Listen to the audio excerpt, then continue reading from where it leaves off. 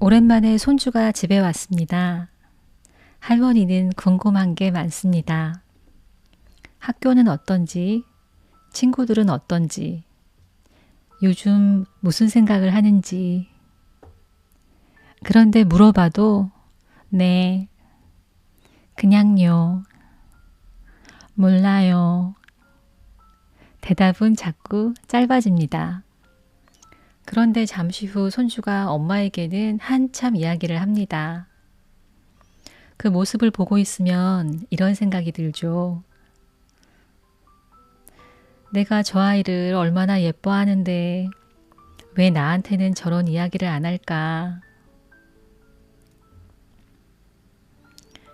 손주가 할머니, 할아버지를 싫어해서가 아닙니다. 어떻게 해야 아이들이 조부모를 편안하게 생각할까요?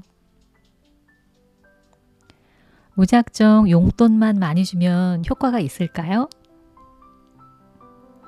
오늘은 손주에게 용돈보다 오래 남는 것이 무엇인지, 그리고 손주들에게 인기 있는 조부모는 어떤 특징을 가지고 있는지 이야기해 보겠습니다.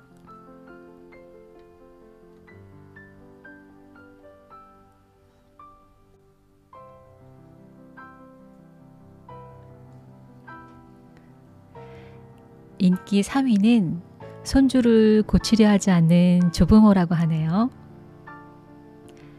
손주가 오랜만에 집에 왔습니다.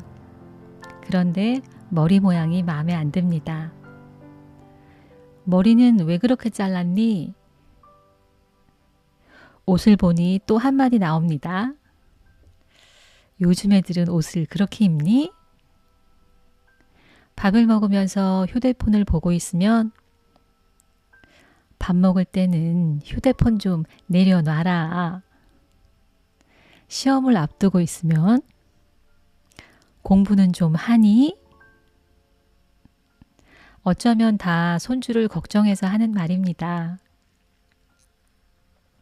하지만 아이 입장에서 보면 부모에게 듣는 말을 할머니, 할아버지에게도 또 듣는 겁니다.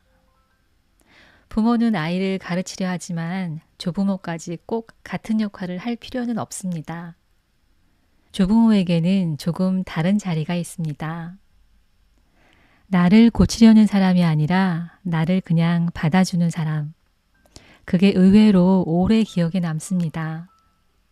손주가 무슨 옷을 입든 어떤 음악을 듣든 요즘 무엇에 빠져 있든 내 기준으로 당장 바꾸려고 하기보다 아, 네가 요즘 이걸 좋아하는구나. 그 정도면 충분할 때가 있습니다.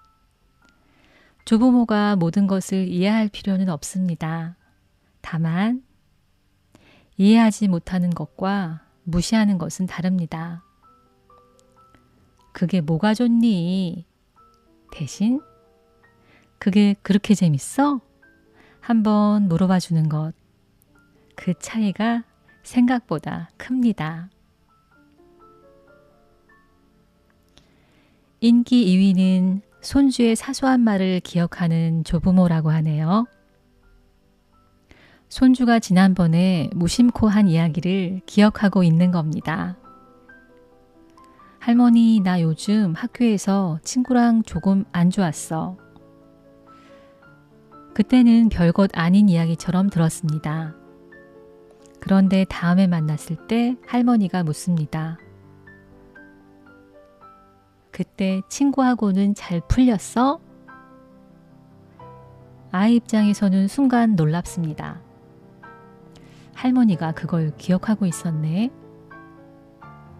사실 아이가 원하는 건 대단한 선물이 아닐 수 있습니다. 자기 이야기를 기억해 주는 것, 자기가 좋아하는 것을 기억해 주는 것, 또 자기가 싫어하는 것을 기억해 주는 것. 지난번에 했던 말을 기억하고 다시 물어봐 주는 것. 그런 작은 관심이 쌓이면서 이 사람은 나에게 관심이 있구나 라는 느낌이 생깁니다.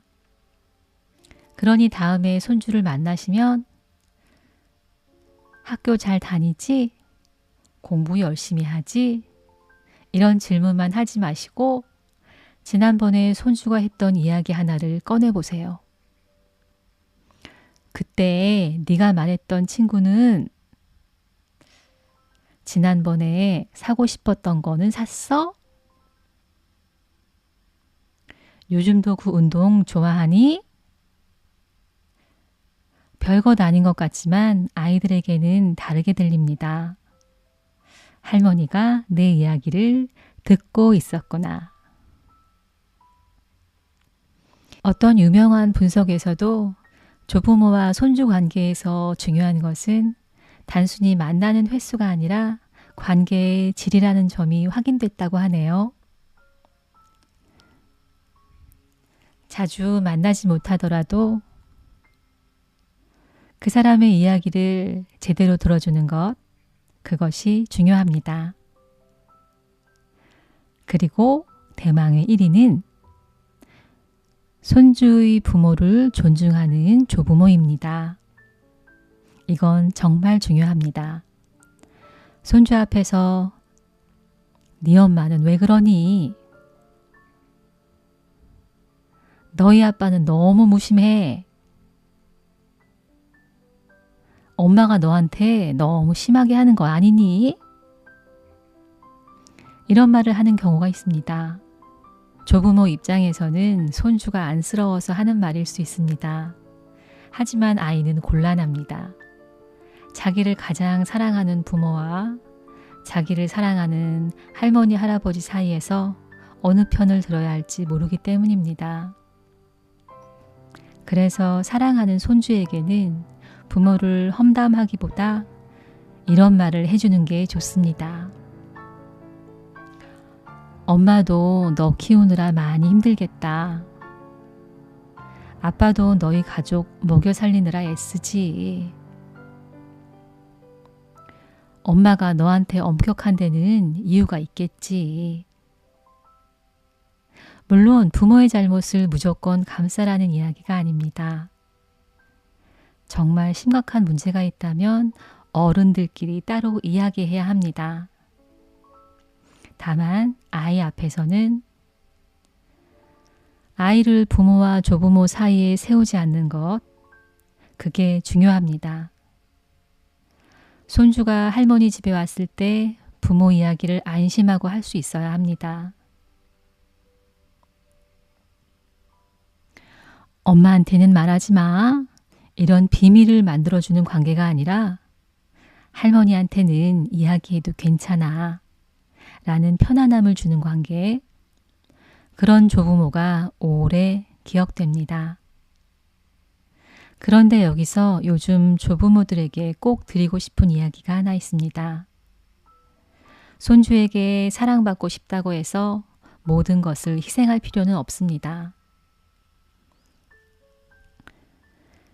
많은 어르신들이 원하지는 않았지만 자녀의 사정 때문에 손주 돌봄을 거절하지 못한다고 하십니다. 하지만 손주를 사랑하는 것과 손주를 매일 돌봐주는 것은 같은 이야기가 아닙니다. 좋은 할머니, 좋은 할아버지가 되기 위해 내 몸이 다 망가질 때까지 희생할 필요도 없습니다. 매일 밥을 해주지 않아도 되고 매일 학원에 데려다 주지 않아도 됩니다. 매번 용돈을 챙겨주지 않아도 됩니다. 오히려 내 생활을 지키면서 손주를 만났을 때 편안하게 웃어줄 수 있는 것, 그것도 아주 좋은 사랑입니다. 생각해보면 손주가 훗날 기억하는 건 할머니가 용돈을 얼마나 줬는지가 아닐지도 모릅니다. 어릴 때 할머니 집에 가면 내 이야기를 들어주던 사람, 내가 실수해도 나를 함부로 판단하지 않던 사람, 내 부모를 미워하게 만들지 않고 가족을 편안하게 바라보게 해주던 사람, 그리고 무엇보다 내가 나답게 있어도 괜찮았던 사람, 그 사람이 기억에 남을 겁니다. 그러니 다음에 손주가 오면 무언가를 가르치려고 하기보다 한번 물어보세요. 요즘 뭐가 제일 재밌었어? 그리고 손주가 이야기를 시작하면 그래? 그래서? 그 다음은 어떻게 됐어? 조금만 더 들어주세요. 그날 손주에게 준 10,000원은 어쩌면 금방 잊힐지도 모릅니다. 하지만 내 이야기를 끝까지 들어주던 할머니, 내 편이 되어주던 할아버지의 기억은 오래 남을 수 있습니다. 오늘 이야기가 마음에 남으셨다면 구독과 좋아요로 함께 해주세요. 지금까지 인생노트 당신의 이야기였습니다. 오늘도 건강하시고 늘 행복하세요.